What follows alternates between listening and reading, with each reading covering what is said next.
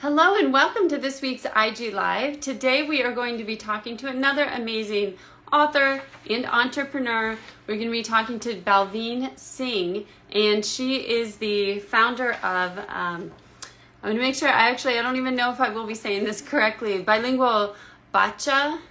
I'm not, sorry, I'm probably not saying that right. So she's also the author of a Hindi-English book called Let's Go to the Jungle. And we're going to be talking to her about why that's so important to have these kind of bilingual books, why language is such a great way to connect to kids, their families, and cultures. Hello. Hi there. Hi, thank you for joining us. Hi. Thank you so much for having me. And you were right. Bilingual Bachcha. You got it. Oh, good. I was a little worried about that, and I realized I forgot to ask you ahead of time how to say it. All What does it mean? So Bachcha just means child in Hindi. So I love the kind of play on the B and B. Yeah. Yeah, Yeah. it's such a fun word. That's perfect. Well, why don't you go ahead and introduce yourself and tell us a little bit about your mission, which really is to help parents pass on language and culture to their children and to have those meaningful connections. And tell us a little bit about where that passion comes from. Yeah. So hi everyone, my name is Balveen Singh. So I started my company Bilingual Bachcha about, it hasn't even been a year, back in November. And I just launched my debut book under the company. But the my mission is to kind of help pass on heritage language and culture um, to little ones. And that my kind of like desire to really step into this space really started from my own experience. So I am originally, I'm Indian, originally from the Fiji Islands, and moved to the US when I was pretty young. Growing up in the US, I, spoke Hindi with my family, but kind of, it was a journey. It was ups and downs, right? I had periods where I was closely connected with the language and culture, and other periods where I was not so much. And it wasn't really until I had my daughter, I have a toddler now, she's almost 3, that when she was born, I had this kind of innate desire to pass on my language and culture to her. And I found it really difficult. I realized that it wasn't something that I could do on my own, that I would need a lot of, resources to help me. And that's where, I got the idea to create my debut book. And that's kind of how Bilingual Butcha was born. I love it. I love that this was really born out of just your own desires and your own experiences, because I think that passion really comes through. And also I think what's really different is there are a lot of us who maybe are trying to teach our kids, pass on a heritage language, but it wasn't an experience we went through ourselves. I grew up speaking English. My husband grew up speaking Spanish. Neither of us was bilingual or learned another language until later. So now we're trying to teach the kids both, but that's not what we grew up with. So you have that added experience of like, oh yeah, I went through this. I remember what was hard. I remember what was great. So I'm sure like the way you approach it is so much different because you have that experience. Um, Yeah, no, I definitely learned kind of from my own experiences, right? The positive aspects and then some not so positive aspects, and wanting to kind of approach it and make sure I'm building that positive association for my daughter, which is not something that I had, at all times when I was growing up. and why is that so important can you say more about that positive association with the language? Yeah, I think that when, like, in my personal experience and chatting with other kind of parents on a similar journey, it's building a positive association with the language, with the culture, is really at the foundation. Um, One thing that when my daughter was born, I suddenly just felt this huge weight on my shoulders, because I thought, if I don't make her fluent in Hindi, then I have failed, right? And it wasn't until later, after speaking with so many other people, that I realized, like, you know what, it's not my job to make her fluent. That's going to be her choice. Mm. It's my job to build that foundation for her, so when she is, you know, old enough and wants to decide to continue learning the language, that she'll have that positive connection with it and she'll want to do it on her own. So really, yeah, building that foundation, I think, is key. What a shift in perspective, though, you know, from having, because it does feel like a burden. I know that does Yeah. for us. I do. It is something that I worry about a lot, but I love the way that you put that. It's that's not our responsibility. That'll be up to them if they choose to do so. Right, exactly. And I think when before I had that realization, like you said, it felt like a burden. It felt like a huge weight, and it felt like, you know, something that I had already failed at. And so by lifting that weight, it kind of enabled me to open my eyes and, you know, go out and seek those resources and feel like, you know, that it's worth putting the effort and putting it in the daily work, right, to help them build that association. So yeah, it was it's a long journey, but it did feel great to kind of realize, right, that fluency is not the goal. Right, right. And so how did you go from that, from realizing you wanted her to have this positive association, to saying, why children's books? Like, why is that such a great avenue to accomplish that goal? Yeah, I think with because of course, right, there's a lot of different resources and options, you know, toys, games, flashcards, music, you know, a bunch of different resources.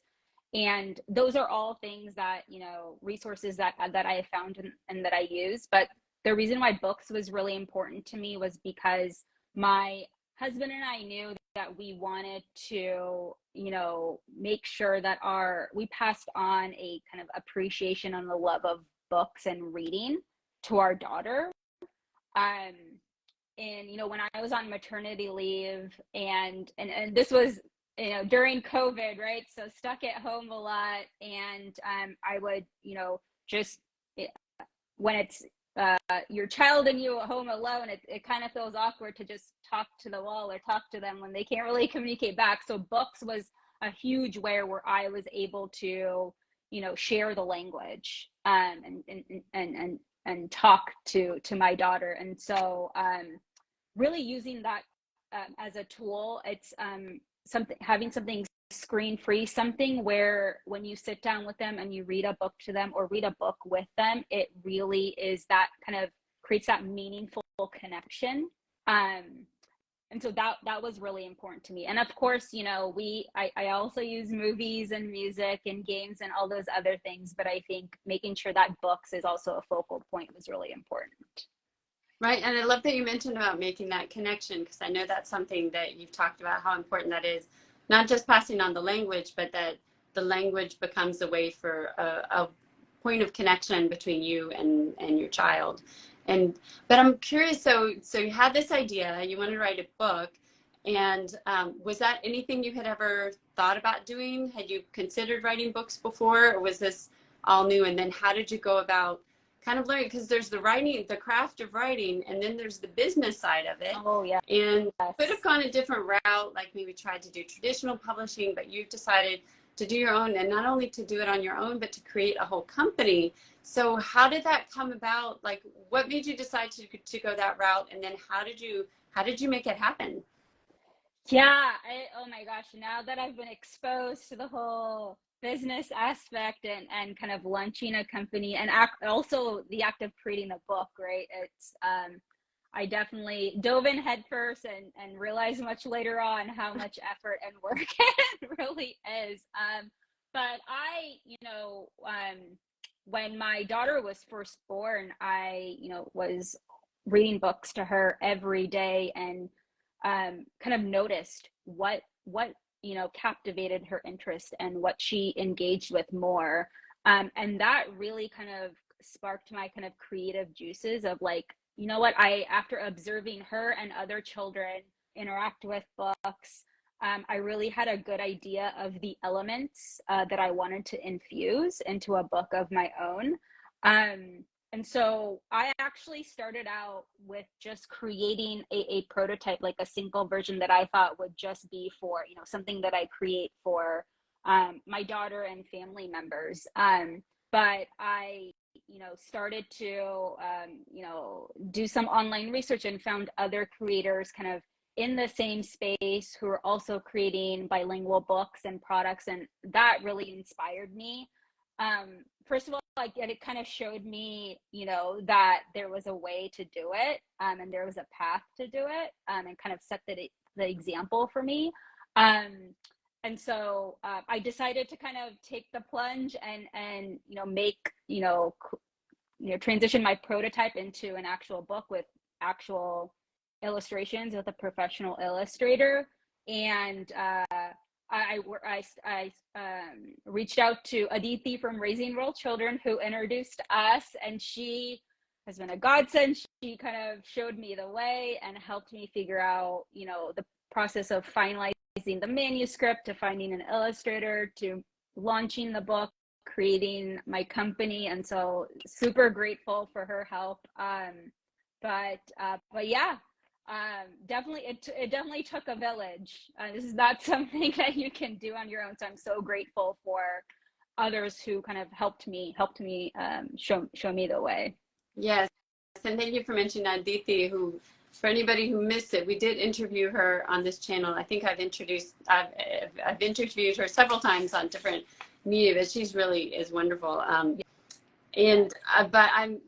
But so why did you decide to do company versus trying to publish through another company? Yeah, you know what? I had a very kind of strong vision, of what I wanted. So based on observing my daughter and other children interact with books, I kind of knew, right, there were things that were really important to me. I wanted to make sure it was a very interactive book, bright and colorful, of course, that the characters, the diverse characters were represented, right? And I knew kind of the story that I wanted to tell. And I actually didn't really research traditional publishers too much because from my conversations with others in the industry, right, others who have written bilingual Hindi books, I know that it's a very niche market. Right. It's very small. And so I wasn't sure, right, if traditional publishing would have been ready now to take on something like this. So I kind of decided, you know what, I'm just gonna do this on my own. Hopefully one day in the future, it might be something that I explore, but I just kind of knew that because I had this vision, I just wanted to kind of move forward on my own. Yeah, and that's a good point too. I think, I'm not a Hindi speaker, but I have, because of being in the world of multicultural books, I've seen a number of bilingual Hindi books, and I think they're all self-published. I don't know that I've ever seen any that's come from a traditional publishing company, like you said, because it is a niche market, but one that has a lot that is really needs these books. I mean, it might be a smaller market, but it's one that that I think is really looking for these books. So let's talk about your book, which just came out. And I won't attempt to say the Hindi title, but it's Let's Go to the Jungle. Yeah. And it is such an adorable book. I was able to read a copy of it, and it's so cute. Like you said, it's bright, it's colorful, it's interactive. And of course, with the animals, that automatically draws kids in. Can you tell us a little bit more about your book and kind of your thought process when you put it together? Yeah, so here it is. So it's called Let's Go to the Jungle, or Chalo Jungle Chale in Hindi. It has it's in the Hindi script, English transliteration, and then English translation.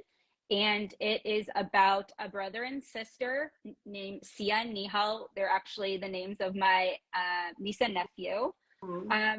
And it's about them going on an adventure through the jungle and mimicking, meeting different animals along the way and mimicking their behaviors and actions. It incorporates, very bright illustrations, and also kind of aside from reading the text, kids have an opportunity to kind of engage with the book further by, there's a hidden red bird on each page. So a lot of the times my daughter will, we'll read the book together and we'll just look for the red bird, and then other times we'll actually read the text. So there's multiple ways to engage. And I just wanted to create something kind of fun and colorful and engaging, that, if my daughter saw, books on her bookcase, that this would be something that she would gravitate towards. So, and another aspect that was kind of important to me was kind of introducing that connection to nature. I think growing up, I, spent a lot of time outdoors and developed this love of nature. And as an adult, it's really, something that I hold really important for my own kind of like moods and mental health. And so I really wanted to help establish that in my daughter and other kids, right? To maintain that connection. So yeah, that's the final product. I love it. Like you said, it is so bright and colorful, and it has that interactive element. And I love how you've incorporated nature, and it's such a natural, nature natural, but it's brought in such an easy way. It's not like a forced kind of. I think it's something that naturally draws kids in to the subject, especially, like I said, animals. That's something all kids love to read about. But and this is also, I think, where your own experience as growing up as a bilingual kid comes in handy, because something that you talked about, which I really hadn't thought too much about, is that it was really important to have the English transliteration of the Hindi, and that a lot of times you were saying that a lot of bilingual Hindi books, they'll have just the Hindi script and the English script. And can you tell us more, especially for those of us maybe who don't speak Hindi, or who maybe didn't grow up trying to learn the language?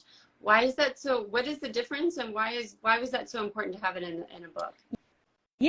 So the Hindi script is on top, and then it's written in the transliteration, and that was really, important to me because I'm not fluent in the Hindi script. And so in order for me to interact with a book, the transliteration, right, is really important. And my husband, he's American. He does not speak Hindi. So it enables him to be able to also read the book to our daughter, right? And that was really important to me because in order I think for us to be successful in helping her learn, it's important for both partners, right, to share the language. So I wanted to make sure it was something that I can engage with and my husband can engage with as well. My personal experience is I moved. I live in the diaspora, right? I moved to the U.S. when I was very young. I did not ever learn the Hindi script, so I never kind of took a formal class or had the opportunity to learn. And in speaking with, and connecting with other, parents, especially living outside of India or, excuse me, a country where Hindi is the dominant language, I found that a lot of people are kind of in a similar boat where they are not fluent in the Hindi script, and that really prevents them from engaging in literature and books in the language. And so that's why it was kind of super important for me to include that, to kind of make this type of resource available for others. Yeah, and that's so interesting, because one, like the point you said, then that allows your partner to like who maybe doesn't speak Hindi to interact with the book as well. But also for those of us who our other language is with the same script, like with Spanish, that's not really a problem. It's the same alphabet, same script as English, that it's like a whole different, almost like another language learning the script, because it's so completely different. And so that's a great point. So this really makes it so much more accessible to so many more people. Yeah. My local library, so I actually live in a very diverse area. I live in Convenience, and amazingly, my local library has a lot of Hindi books, but all of them are just in the standard Hindi script. So I unfortunately am not able to engage with them. So, um, you know, my book is available. There's other, you know, folks that are also making their books available in transliteration. So I'm hoping, you know, over time that we really kind of increase the numbers. Definitely, yeah. This is so great that your book is available now, and it is also to go just to wrap up because I'm just looking at the time, and I don't want to take up too much of your time, but I want to go back to just kind of the whole point about language learning and keeping language learning fun and making those meaningful connections.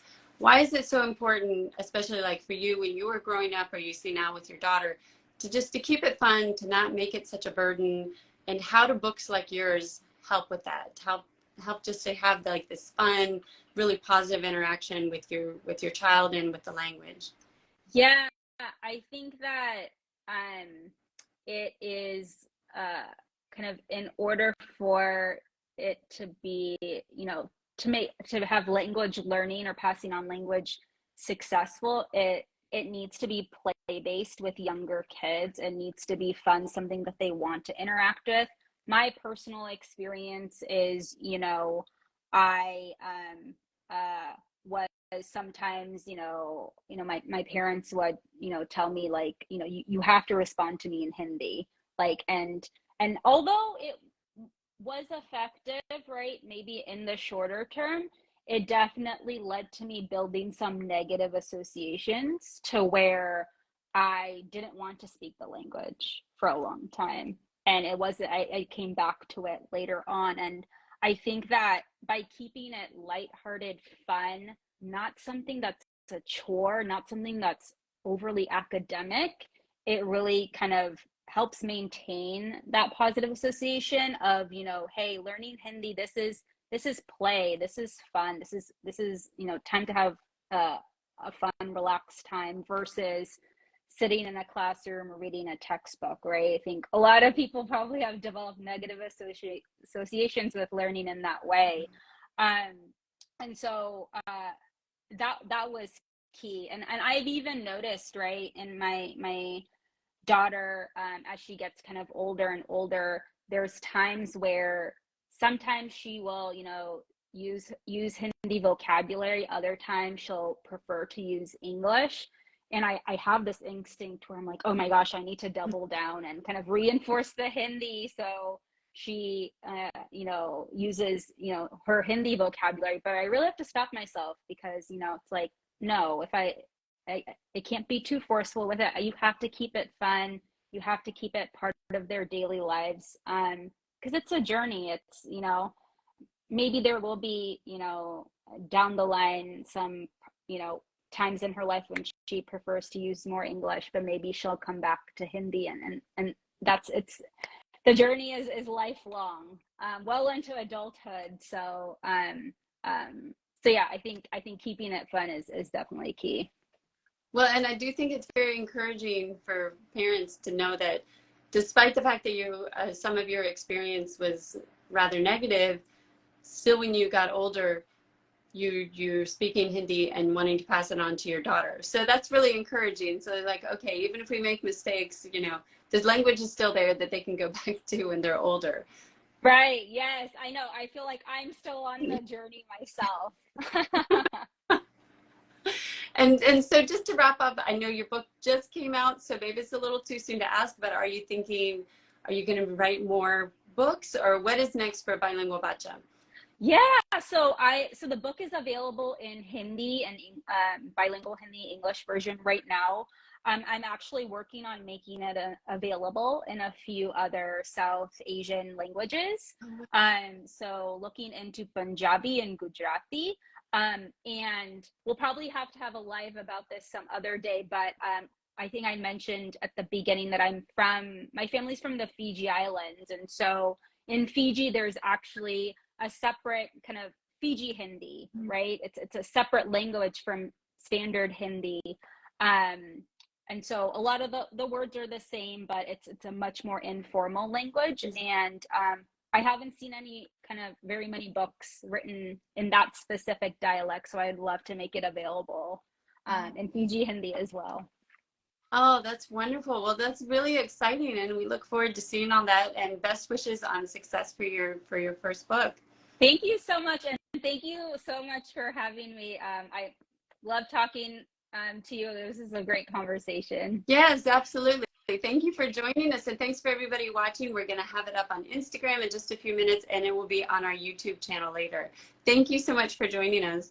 Thank you. Have a good one. You too. Bye. Bye.